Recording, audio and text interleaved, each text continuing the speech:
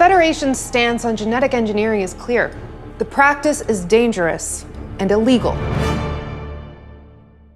We'd talked about doing a courtroom episode from the very beginning. Some of the best episodes of Star Trek have been courtroom episodes. One of the ones that always comes up is the court-martial from the original series, but also Measure of a Man, a TNG episode where Data is put on trial because there is a scientist who wants to take him apart, and he makes the argument that Data is not a person, but an object that is owned by Starfleet.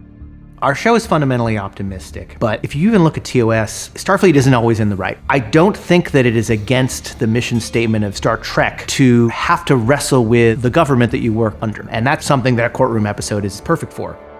One of the things that we did in episode 3 of season 1 was to reveal that Una is from a species called the Illyrians, who genetically modify themselves as a cultural practice, as a reaction to the environments that they are in. My people were never motivated by domination. Illyrians seek collaboration with nature. At the beginning of season 2, Una is in prison, awaiting her trial. She got sent to prison at the end of season 1 for lying to Starfleet about being an Illyrian.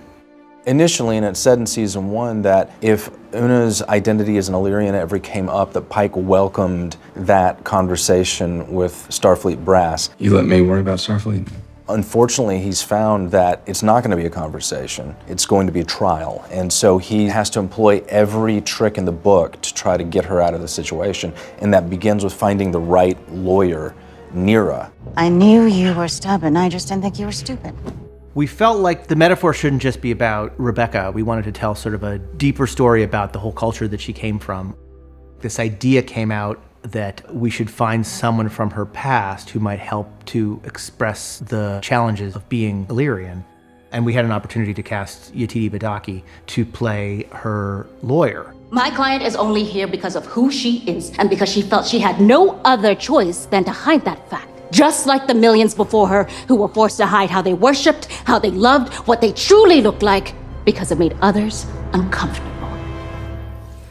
The trial episode, we went to the Discovery set and we saw the Federation Bridge, and we were very inspired by that. So it's not strictly a canon approach. We just loved this big space. We were arguing that this layout was a Starfleet standard, and it was repeated on Earth at Starfleet in San Francisco. There was a great big window to look out over Starfleet.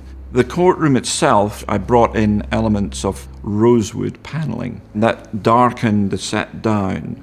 Then I was inspired by the US Supreme Court, which has these huge frieze panels running around it. And I thought that would be great fun to have alien judiciary. So then we had these beautiful sculptures done. They were all carved by hand.